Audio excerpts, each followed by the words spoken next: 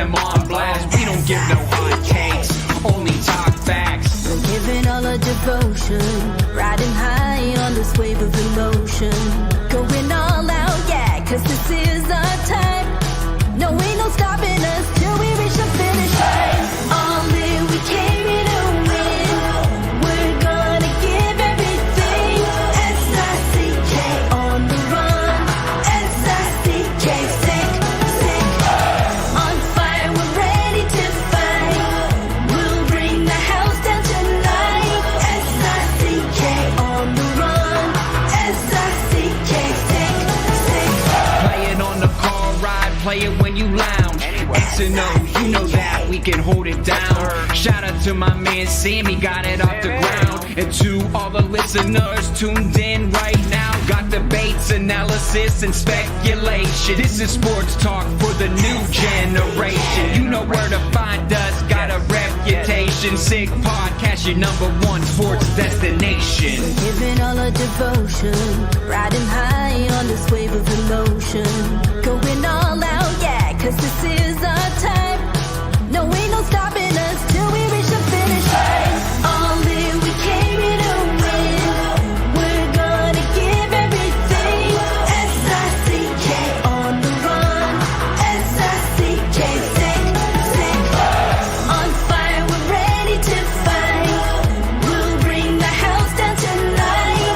S-I-C-K on the run. S-I-C-K, sick, sick. S-I-C-K, it's the sickest podcast. Tune in for the audio, or you can even watch back. Giving players all the props, or put them on blast. We don't give no hot takes, only talk back. S-I-C-K, S-I-C-K, S-I-C-K, S-I-C-K, S-I-C-K, S-I-C-K, S-I-C-K. All in, we came here to win. We're gonna give everything. S-I-C-K on the run. S-I-C-K, sick, sick. S-I-C-K, it's the sickest podcast. Tune in for the audio, or you can even watch back. Giving players all the props, or put them on blast. We don't give no hot takes, only talk facts. We're giving all our devotion, riding high on this wave of emotion. Going all out, yeah, cause this is our time. No, ain't no stopping us till we reach the finish line. All in, we came here to win. We're gonna give everything. S-I-C-K on the run.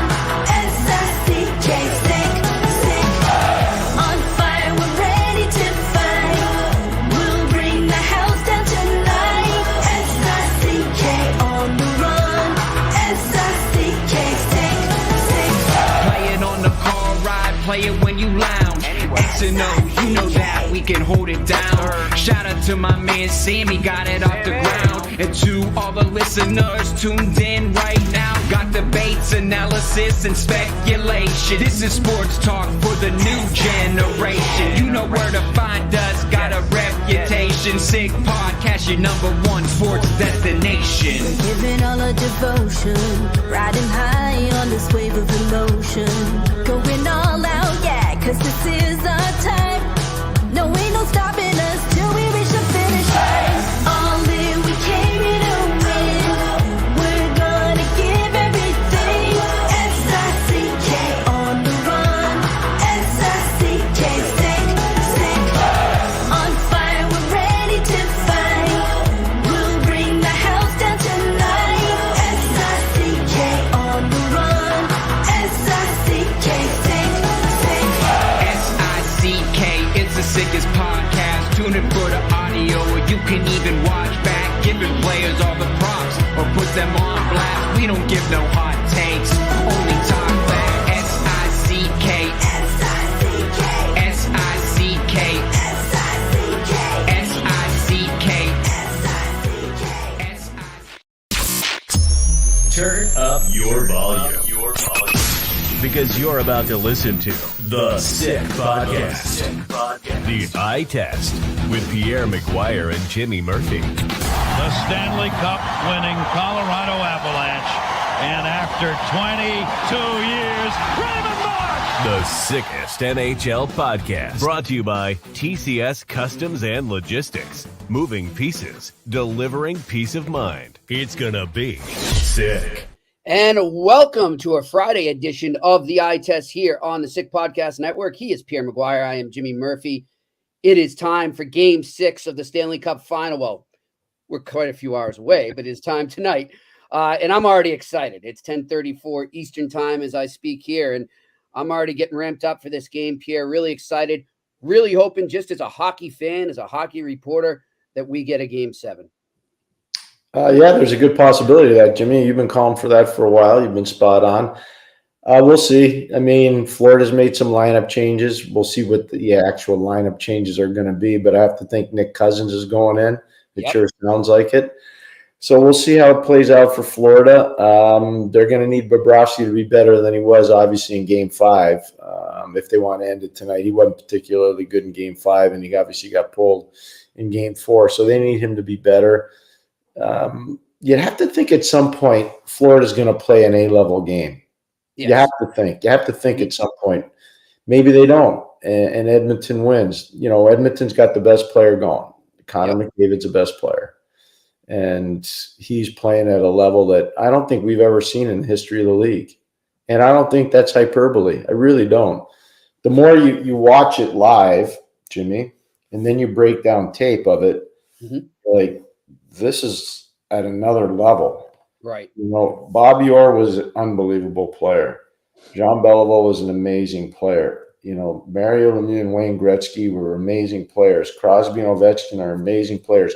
Lindros, when he first came into the league, was an amazing, amazing player. I mean, you start going all time. This guy's doing stuff that I don't think we've ever seen before. Yeah. And it's like we said with Michael Farber the other day, it's just you need to soak it in. You know, if you're a hockey fan, if you're a sports fan, just try to soak it in. Just watch it, embrace it. And like, I think it's great too. And we do that just because of our job. You and I go back and watch these things over all the time. But even if you're a fan, you know, they're replaying the games on NHL Network or what have you, find it and just go back. And you're going to catch things maybe that he does that maybe you didn't see in real time. You know, and then you're like, whoa, wait a minute. Did he really do that? And I've found myself saying that so much in this series, Pierre. One question I want to ask you in terms of, okay, Florida Panthers had a 3-0 lead. It's now 3-2. Oilers have a chance to force a Game 7 on home ice. Everybody is looking at it saying the pressure is still on the Panthers. It's on them to close this out and not allow anything can happen, do or die Game 7. Because really, once you get to that point, all bets are off. It's just anything can happen in any sport. That's how it goes. But my question to you is, could there be also pressure maybe that we're not looking at for the Oilers? Now, yes, obviously I get they're one loss away from their season being over. That's pressure in itself. But I'm just talking about the fact that they've now put themselves in this position that a lot of the hockey world is starting to get behind them and think, okay, we're going to 7 games. You can do this. Can that work against them in any way? Or are they just so much in a zone right now and just playing their game that won't matter? I think there are so much in his zone right now that it won't matter, but that doesn't mean it can't happen, obviously. But I would say they're probably in a playoff mindset. They have been for a while. They've been working without a safety net now for 3 straight games. And this week, you know, that's hard. Work without a safety net. You know, it's really hard. So this will be the 3rd game that they're working without, you know, having the luxury of saying, okay, well, if we lose this one, we'll get them back the next one. If they lose this one, they're not getting anything back except some memories, you know, and some positive vibes. So that, I think there's pressure on that for them. But what they've accomplished so far throughout this entire playoff is pretty amazing. I talked to Mitch Melnick, our good friend, about it yesterday. You know, that Game 7 win in Vancouver, that's not easy, Jimmy. So that's a learning lesson for them. To do what they did in Dallas, especially against a team that a lot of people thought could legitimately win the Cup, that's a good reference point for them going forward. And then obviously in this series, they're down 3-0. Now it's 3-2. And they got Florida kind of where they want them, even though Florida's still leading. So I give a lot of credit to that team. They have proven that they've been able to learn as the playoffs have gone on. And the one thing I'm going to be interested on focusing right in this game too is Bobrovsky, Pierre, because I think we can all agree he hasn't been himself. And this is not on him. I'm not saying they're where they are because of him, but I think he'd be the first to tell you he hasn't been himself. He's seemed a little out of position at times. He doesn't have that presence. He doesn't seem as big as he did earlier in the series. It's going to be important for him. Like we talked about Skinner getting a couple big saves early, like he did. I think it's real important for him. You know, you don't want to give up odd man rushers or really grade A scoring chances if you're the Florida Panthers. But in the same regard, you do want him to kind of get that one big save to be like, okay, I'm back. I got this. I agree with that. That's spot on, actually. Those two saves you're alluding to, one was off of Reinhart and the other one was off of Ekblad. Those were, I think, Stanley Cup preserving saves. Mm-hmm. If Florida scores on either one of those shots or on both of those shots, yeah, probably over. We're probably not even talking about the Cup now. We're talking about the draft. We're talking about free agency. We're talking about all the trades that you've brought up, Jimmy. You know, I talked to an NHL agent this morning before I came on with you, and we were talking about different players. And I'm not going to say the names right now because I don't think it's appropriate, especially on a game day. Right. But if Florida were to lose, it changes a lot of what I think their long-term plan is. The agent felt the same way. Mm-hmm. You know, in terms of how much they're going to put out for this player, how much they're going to put out for that player. Or are they even going to try to sign a player? Are they just going to move some of these guys? So it changes. It shows you how much pressure is part of this whole thing now, especially with the scrutiny of having gone to the final last year and lost and then being up 3-0 in this series. I mean, if they ever lost this series, it would change the impact and the impression of a lot of the players and of the coaches, I think, in Florida. You know what? That's a great point that you bring it up there about how it could change the complexion of the team and guys will be gone. Some guys will stay, whatever, what have you. Pierre, when you're on a team, like I just think back to the Bruins when they got bounced by Florida. And Jeremy Swayman spoke after that Game 6 loss. You know, he's tearing up and he said, look, I've never been in a dressing room that I loved more than this. You know, these guys are like brothers to me now, but I don't know who's going to be here next year. We're not all going to be here. We know that's a fact. And I don't know who's going, who's staying. And that's tough. And I wonder, Pierre, you know, you've been down as a coach. You've been in the locker room in the playoffs. When a team could be in that situation where they've got potential free agents, they might have to trade players. I know they didn't have a salary cap then, but does that weigh on players or does it unite players when they know that, you know, this band may not be together much longer? I think it depends on the situation. I think if a team's not very good and they've had kind of a disjointed season, then yeah, I think guys just like can't wait for this to be over. Or you see situations where players might say the doctor or the trainer says it's, 7 to 10 day injury and the guy's not coming back for 17 days because he doesn't want to be part of it. So I think every situation is different. Right. I would say on teams that have had success, and I talked to you about this with our 92 team, the guys knew whether we won or lost that there was going to be expansion. That Tampa was coming into the league and Ottawa was coming into the league. And so there was going to be an expansion draft. Yeah. So some guys weren't going to be protected. They were going to be exposed in the expansion draft. So guys knew that. And I think when you win and the guys experience that, it's great. It's awesome. Yeah. They know there's a good chance they're probably not. Some know they're not going to be back. Yeah. I mean, I remember too, different sport, but the 2004 Red Sox too. They knew. If you go back and you look at that roster from like 2002 to 2004 when they won it, Pierre, it was like building towards that point, right? But they knew they were at a point where it was, World Series or bust. This team is getting broken up. There's just no way they're keeping us together. Right. And I felt like that kind of unified them, and like you said to me, and there's the famous saying from Cheryl, you win a cup, you walk together for life. I mean, and it's so true. And no matter which different way they've gone in their life since, you can see when they get back together, and you see it with Stanley Cup teams. I'm sure you've experienced with your reunions that you've had. There's just that bond. But to be in that moment and know, hey, we're never going to be in this room together like this again. Let's go out and do it. So I wonder too, if that could help Florida, because I'm with you. And what the agent said to you, this is a Florida team that I think was built to win it now, because they know, because of the cap, they're not going to be able to keep everybody together. They may not have this opportunity again. So I think that can motivate them. Yeah, look at the reaction of Billy Zito at the end of Game 5. Yep. That's the first time I think we really saw him lose it. Yeah.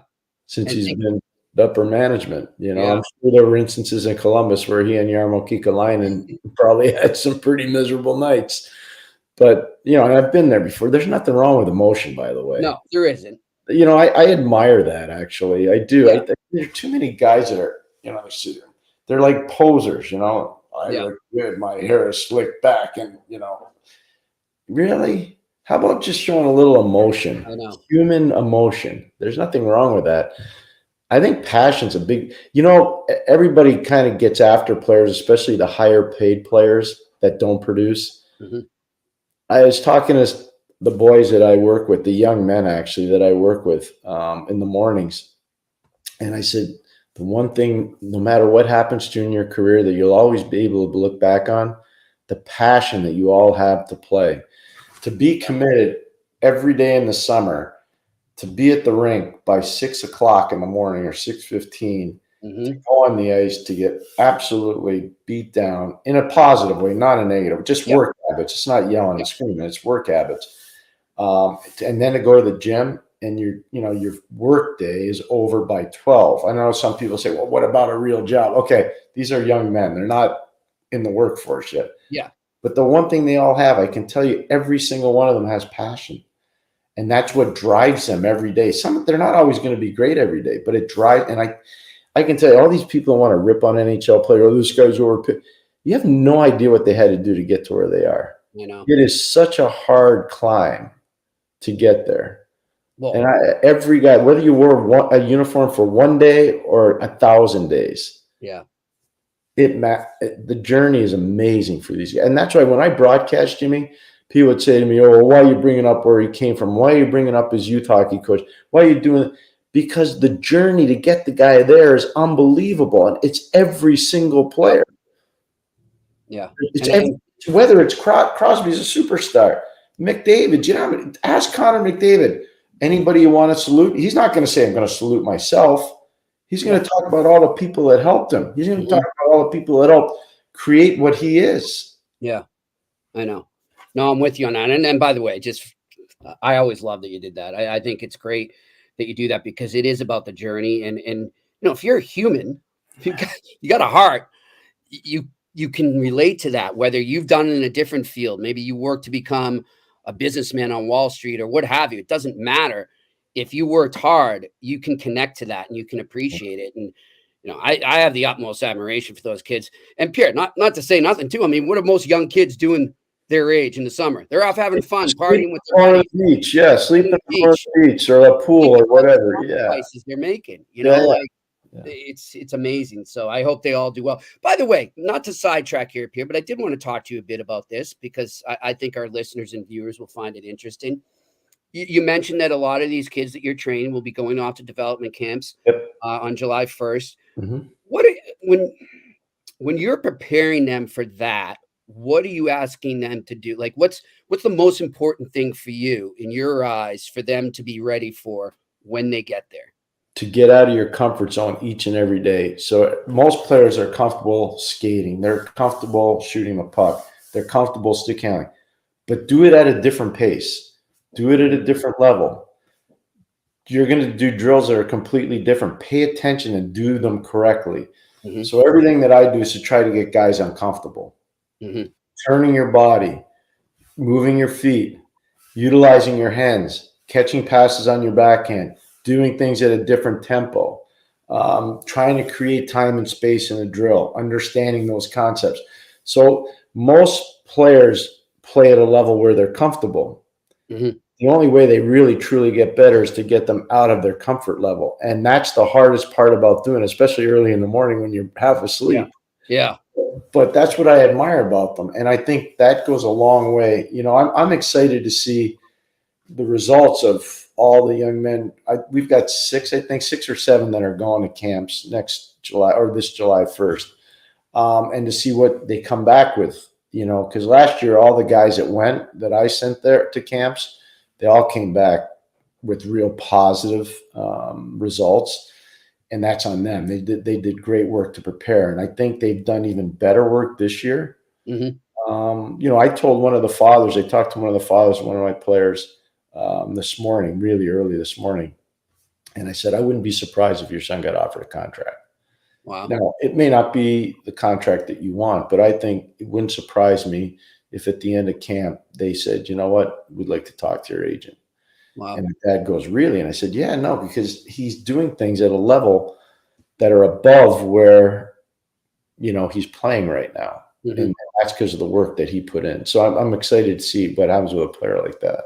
And how much of an emphasis do you put on these kids to, play their best away from the puck, not always worry about playing your best when you have the puck? So at the end of all our practices, we play 2-on-2. Mm-hmm. We do it from the blue line all the way to the boards. Okay, at one end of the ice. And I keep that ice fresh on purpose. Mm-hmm. Practice from the blue line, the far blue line, all the way to the other end. But I keep the one offensive zone clean so that when we do 2-on-2, it's fast-paced and it's intense. Yep. And one of the things you always hear is you got to take away a space. You got to take so you got to make the right read. You got to know, so we're always, yes, to your point, Jimmy, that's how we close out practice every day. And it's not so much about what you do with the puck. It's about what you're doing to take away the space and the time of the player that you're playing against. Mm-hmm. And one of the key things about playing away from the puck is communicating. Yes. And so a lot of kids don't like to talk. They like to talk in social situations, but not athletic. You got to. So there are times when I'll stop it and I'll say, the reason why they scored is because you and your partner didn't communicate. Yeah. You got to speak up. Yeah. And so, yeah. So to your point, it's a very important part of what we do. Have you noticed over the years that kids are becoming more receptive to that part? The group that I have, yes. Yeah. And we always bring in 1 or 2 new players every year because guys matriculate and they just, that whether they make the pros or they get out of hockey or they go to Europe. We've got some guys that have gone to Europe, and so they leave earlier because their training camps start earlier. Okay. So, yeah, but we have usually 2 or 3 new guys every year. I'm really excited this year, by the way. We've got 3 that are at the U.S. National Team Development Camp in Buffalo coming up this coming week. So I'm excited to see. They're young. They're really young, and they're definitely hitting out of their weight class this summer because they're going with older players. But they've done well, and I'm kind of excited to see what they do when they come back from that national camp in Buffalo. But yeah, I think I see them all getting better with that. But it's not an easy concept. It's more fun to play with the puck, Jimmy, than without. Of course, and to get all the glory, But it's interesting though because I would love to watch a game with these kids and see how they're, one of these playoff games and see how they're watching. What are they honing in on? Everybody here, we're every day just because it's news. We're talking about McDavid and all the highlight reels and things he's doing, but. The other stuff we do talk about here as well, though, and the stuff that you can only tell with the eye test is, who has the biggest heart out there, who doesn't give up on a puck, or who's getting over there and sacrificing for his teammates so he can get open in front. Stuff like that. I'd be interested to see as these kids get older, how much their view changes as they're watching. I like that concept, what you're saying. It's interesting because I usually just change in the corner and I listen to what they're saying. I don't talk much before we go on the ice. And a lot of them, McDavid's a big part of it. You hear them. Of course. People are wondering whether Tkachuk was hurt or not because he wasn't obviously produced. I heard that kind of conversation. Mm-hmm. People were marveling at Gustav Forsling earlier in the playoffs. Now, obviously, not as much. Everybody's talking about Evan Bouchard and his shot. The kids aren't talking about. So it's every day is kind of a different thing. It is neat. I don't know. It's fun. Like I said, I think Connor McDavid's changing the way the game's played, but the problem is a lot of kids are going to want to be like that, and hardly any. They'll never be able to. Yeah, exactly. You can try to mimic it all you want, but you don't have that gift. All right. Well, another off the beaten path type question, Pierre, and then we'll get back to the game. We'll break it down a bit. I'm going to talk about our new sponsor, Betway, in a second, but quickly, I don't know if you're aware, today is the Boston Celtics parade day in Boston. So the duck boats are running through the city. The place, I was just seeing stuff on Twitter right now, Pierre. They've been there since 6 a.m. The sidewalks have been packed, ready to go. I'm wondering if you go back to those Penguins parades or rallies. I don't know how they did it back in the day there. But some memories from that. What was that like? I remember getting on the bus 91 it was not so much a parade, it was a gathering at the Point Park in Pittsburgh. It was really neat. That was cool. I think it was raining that day for whatever reason, but I remember the after parties were a ton of fun. The fans were great. And then the second year when we won, they did it at the stadium, the baseball football stadium. And I remember Brian Trottier running the benches and bases and sliding into second base. I remember that. I remember we were all up on a podium, and Yarmir was really funny. There was probably 65,000 people in the stands, maybe more, who knows, but I would say 60 or more. It was fun. You remember it. I was really happy my late father could be at the 92 one. That was cool to see him out in the fan base or in the stadium there. So that was cool. But it's just, I loved what you said before about the guys, Jimmy. You're with that group and you win, and to do it back-to-back years is pretty special. And so you never forget. You remember everybody that was on the team. You remember all the support staff. Some of them have passed away. Johnny Welday was our strength and conditioning coach. He passed away not long ago. He's a football player that played at Penn State, and just a young guy, strong, physically fit, but unfortunately passed away. I think of our equipment guys, whether it was Stevie Latin or some of his assistants, and some of them and they were older gentlemen. Some of them are no longer living. So you think about them too and their families. But those were great times. Those were amazing times. And Craig Patrick was the architect of it all. He was really smart. He was really, really smart. I remember, Pierre, in 2011 talking to Tyler Sagan after that parade when the Bruins won it. And he said something that's always stuck with me he's only 18 then, right? So this is, I remember. He's so raw, and so, but he said, I never realized how much a sports team can lift a city, can change people's days. These guys, he says, we're lucky. We don't have to go to work 9 to 5. I'm not getting up at 6 a.m. every day and trekking in the traffic to work and this.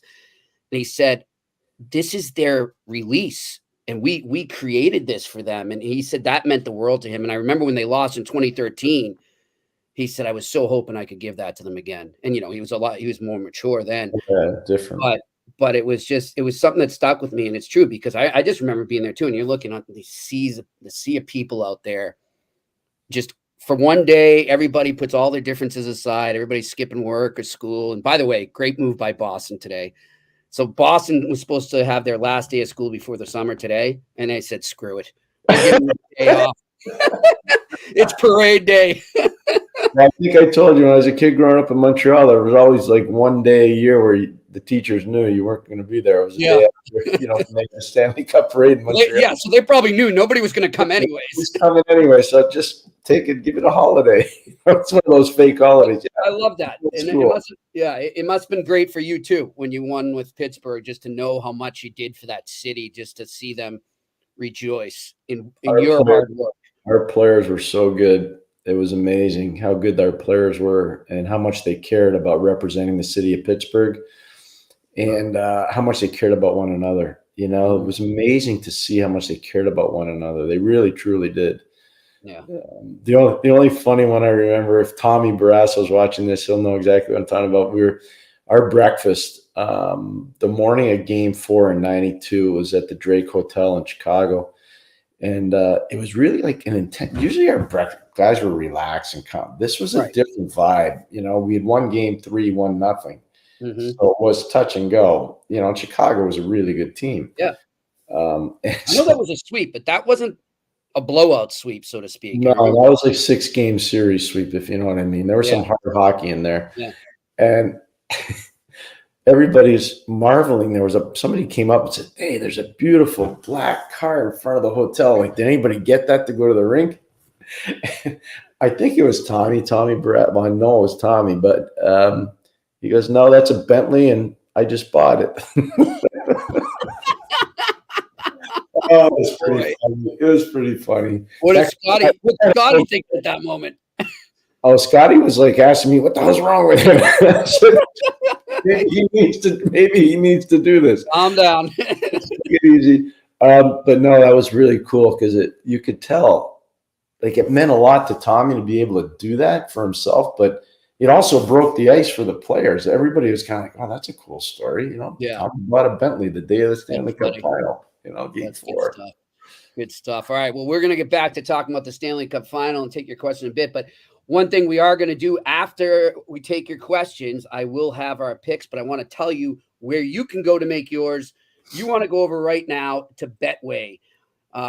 This is our new sponsor. We're really excited to have them on, and they are the leading global online betting and gaming brand. Follow your gut instinct. Go with Betway. Go on betway.com or scan that QR code if you're watching right in front of you there on the screen below Pierre to join the action. Must be 18 plus and always play responsibly. Again, I'll give you my picks after we take your questions. Let's get over to those questions right now. But before we do that, let's talk about our other sponsor, TCS Customs and Logistics. These guys, man, we're getting reviews from some of our viewers and listeners. People have checked them out. Some are using them. So we're happy to hear that. We're happy to have them on board again next season. So unlock the full potential of your shipping operation with TCS Customs and Logistics. From around the corner to around the world, flatbeds to air freight, customs clearance to drawback consulting. TCS is a one-stop shop for all things transport, moving pieces and delivering a peace of mind. For a no-obligation customs or freight quote, contact sickpodcast at shiptcs.com. Again, that is sickpodcast at shiptcs.com. All right, let's get to our questions here on a Friday morning. I hope you got a little coffee. Maybe if you're a Celtics fan, there's a little Bailey's in it. Let's get right to these questions right now. Hey, Chris Blue Shirts, our Rangers fan. Good morning, guys. With Goody's contract off the books, I'm convinced the Rangers will make a push for Gensel. I think he'll be a great fit alongside Mika and Kreids. Your thoughts? Great show. Let's go Rangers. I agree. I think he would be a great fit there. They got to move some money still, though, if they want to do that. I'm saying in Pittsburgh on Mark Madden's radio show where I appear every Tuesday. And by the way, the great Mark Madden, he's phenomenal. He's like our buddy Mitch Mellon. He's really good at what he does. I've been saying I think Gensel looks good in a Ranger sweater. I do. I could see that. And, for so long he was tormenting the Rangers as a player with Pittsburgh. I definitely could see that. I could see that for sure. You were saying that at the deadline, Pierre. I remember talking on here and you said you're surprised we didn't hear more about them being in on him. I thought they would be. I think money came and they, to be fair, the Rangers won the President's Trophy. Yeah. Like, how much did you want to mess with the integrity of that team? I don't think, and I give Chris Drury credit on that. He wanted to give that team a chance to, after last year's humiliation, losing to the Devils the way they did. I think he wanted to give this team one last chance to try to prove that they could get it done. So I admire that, actually. Yeah. Hey, I'm with you. When you have a team like that and you're in a position like that, it's more about plugging holes, little areas that maybe you got to shore up. So, and that's what he tried to do. But I think Gensel fits there. There are a couple other places. Somebody said that, what about back with, Vancouver with all the Pittsburgh guys, Mm-hmm. And I could see that too. I mean, they want to take another step, and I think Jake could do that. And what about Minnesota, where he's from? I know financially it's a little bit difficult because they still have Parisi and Suter's contract on the books. I've heard Chicago, to go play there with Connor Bedard and what Chicago's going to be doing long term. But the Rangers, to me, and I think he's all about winning, talking about Jake. The Rangers sure seem like a good fit. Yeah, you're right. Pierre, one thing too, are you surprised we haven't seen anyone trade for his rights yet? I'm not. No, I think people are just going to let that play out. That's what I think too. I just think people let that play out. There's like I remember when that first happened. It was Scotty Hartnell and Kimmo Timonen. Yep. They went from Nashville to Philly, and somebody must have had intel in Philly that they could get them signed. They did. It was smart. It was a smart play by Philadelphia at the time. Both those guys were really good players when they got Hartnell and Timonen, and so it worked out for them. But it doesn't always work out. Sometimes it does, but not always. All right, next question. Evan McLaren. Hey, Evan. We're on Evan's time now. He likes this because we're in the morning today. It's making it easy for him. Thanks for tuning in, Evan. Nedeljkovic is popular. I need my coffee. Is popular in Pittsburgh, but the idea of running back Jarry and Ned or trying Ned and Blomqvist without making changes on D scares me. Great point, Evan. But it sounds like that's what Dubas is thinking. I agree with him. I still think Pittsburgh's a work in progress. I'm really excited that they got Nedeljkovic signed because he is a good player, and I think he's very popular. He earned his way to that contract. It's not a long-term extension. It's a 2-year deal, but still, I think that says a lot about where they are. Blomqvist is a guy that I think they have high hopes for. Is he ready for the jump yet, though, Pierre? No, probably not. Yeah, probably that's why you're going to keep that. Better to have him playing than sitting on the bench. So I think that's probably, another thing. They've got a new coach now down in Wilkes-Barre, which will be interesting to watch. So there's a lot going on in Pittsburgh. There's going to be a lot of expectation there. But I do think the people from Fenway Sports and I do think Kyle Dubas are both on the same page. I was worried that maybe they wouldn't be based on what Kyle was saying last year when he came onto the job. And, the over expenditure on Erik Karlsson. I was kind of like, oh, boy, I wonder how that's going to work. But everything I've heard so far from people that would know, they're on the same page. Sam Kennedy and Kyle Dubas are on the same page. And I think that's really important, really important. All right, next question. Randy Workman. Pierre, how hard is it on parents watching the progress of their child during the hard time? It's talking about with the parents you deal with, Pierre, for your camps. Yeah, I have no issues with the parents. They've been good.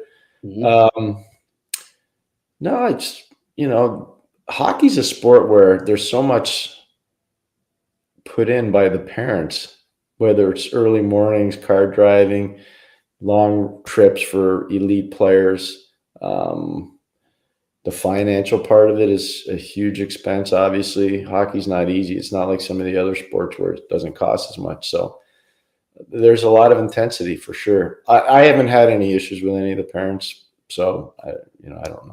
Pierre, when you were coaching or even in your most recent managerial stint with Ottawa, you don't have to name names or anything, but because I'm going to tell a story right after. Were there ever times at that level where parents wanted to have input on where they're, how much playing time a player was getting? Or I wouldn't say if you don't feel comfortable saying it, don't worry about it. No, it's okay. I would say not so much the parents. I'd say more the agents. Yeah. That I understand.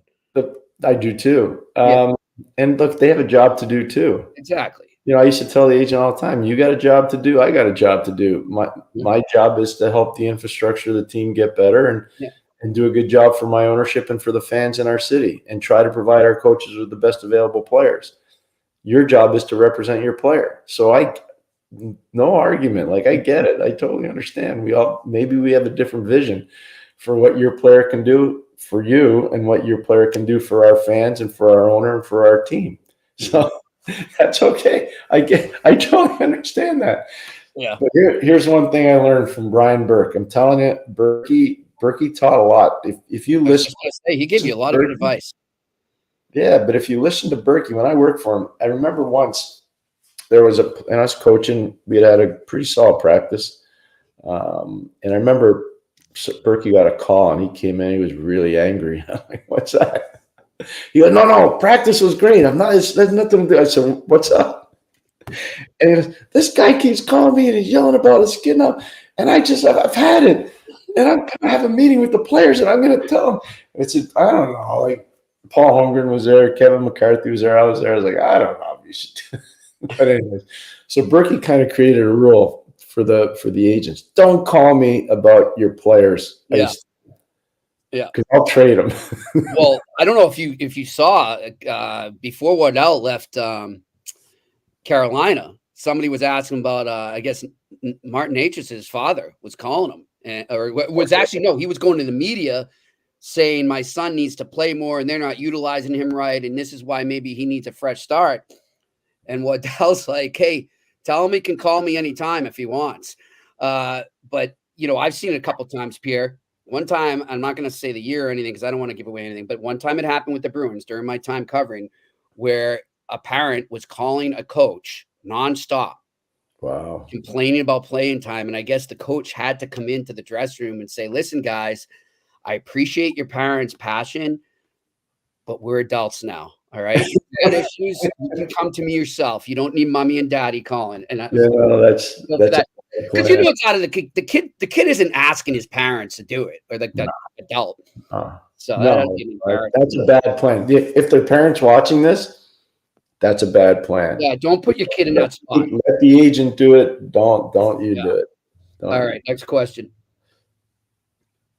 NDG PJ, could Habs management appeal to the league to hire Joe Quenneville as a consultant to the GM, not an executive position? If they agree and he accepts, it would give Joel a soft landing spot back into the NHL and an MSL mentor. Interesting. Yeah, of course they could appeal, but I don't think the league's paying attention to appeals right now. No. There's been probably significant appeals made, and the league's not paying attention. It's the same with Stan Bowman. Yep. So, yeah, unfortunately, that's just where they are right now. Yeah. So that's where that situation. All right, next question. Alex Evanowski. What's up, Alex? Florida looks taken out of their comfort zone. Mm-hmm. Yes. The fact that Edmonton has scored 4+ goals on Bob isn't good. They are most comfortable playing 3-2, 2-1 games. The higher scoring game favors Edmonton. Totally right, Alex. Alex, spot on, dude. We couldn't agree with you more. Yeah. And I know I said to Jimmy before Game 4, I don't know what's going on there. I don't know who's giving them their, PR ideology, but those guys had way too much to say. Mm-hmm. Way too much to say. Yep. Before Game 4. Yeah. No need to talk. Just go play. Yep. And this series, that 8-1, like I didn't think 8-1 would matter. That 8-1 planted a seed of doubt in Florida. Oh, yeah. Oh, yeah. So everything Alex just said there, I completely agree. So true. I agree more with what Alex said. Well, it's like, they were basically the Great Wall of China up here, the way they played. And all of a sudden that just topples over and Florida's like, uh-oh. Now, I'm going to tell you one thing, but I'm not going to tell you the player's name. I spoke to a player's agent this morning. Mm-hmm. He's playing for Florida. He's hurt. He's hurt. And I told you the player, we're just not going to say his name, but he's hurt. He's gutting it out, but he's not 100%. He's not even close to 100%. All right, next question. Cuckoo 69. With so much talk of forwards and defense in this draft, no one seems to be covering goaltending. Good point. Who is the top goalie prospect in your opinion? I can say right now, so I don't want to give you an answer, but ask us next week. Let's say Tuesday, Wednesday, all right? We'll do that. Yeah. Tuesday, Wednesday would be good. And by the way, for viewers and listeners, we do have a schedule worked out for next week. So what we're going to do is we'll tweet it on our Twitter handle so you guys can have it instead of going through it here. All right, let's get to the final question here. What do we got? Cuckoo 69. I'd like to see Gerard Gallant return, but can't see him in a lesser role than a head coach, which would conflict with MSL. So he'd like to see Gerard in Montreal return. I said that on Melnick's show probably a month and a half ago. I think Gerard would be a really good fit. No, and I respectfully disagree with what Cuckoo said. I know Gerard really well. I have so much respect for him. He's not one of those guys. If I don't get this, I'm not coming. That's not how he lives his life. He's a really, really good hockey person. He's a really good person. And he's got a lot of experience. He's got a lot of playing experience. He's got a lot of assistant coaching experience. He's got a lot of junior experience. He's got a lot of experience. I could see him fitting on a bunch. Maybe he doesn't want to do that, but I don't think he's a guy that would be worried about what the title is. Yeah, I'm with you on that. I'm with you on that. All right. Well, that's it for our questions here. We appreciate them as always. Making sure we don't have it. Yep, we're good. All right. That's it for our questions here. So it's time for the Betway sick picks here on the eye test. Let's pull that screen right up, guys. It's time for Sick Picks. Brought to you by Betway.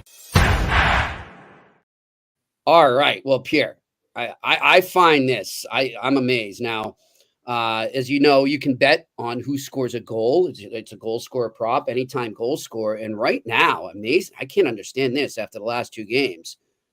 You can get plus value on Connor McDavid to score a goal. He is at plus 125 at Betway right now.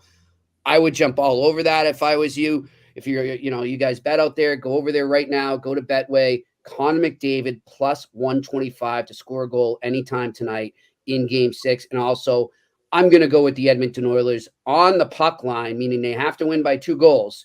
I sense another empty netter. You can get that at plus 210. So you bet $100, you'll win 210. So there you go. Those are the picks. Connor McDavid to score and the Edmonton Oilers to win by 2. I'm looking at maybe a 4-2 Oilers win is my prediction, Pierre. There we go. And we will have a Game 7. We will have hockey to talk about, to look ahead to on Monday, if I am right, and I'm looking forward to that. If not, we will recap Game 6, recap the whole series, and we will start to talk about the draft and everything else that's going on. I'm sure by the end of this weekend, Pierre, there's going to be more trade rumors coming up, more free agency talk. So there's plenty to talk about next week. Monday, I'll be in Toronto, Monday and Tuesday for the Hockey Hall of Fame selection committee meeting.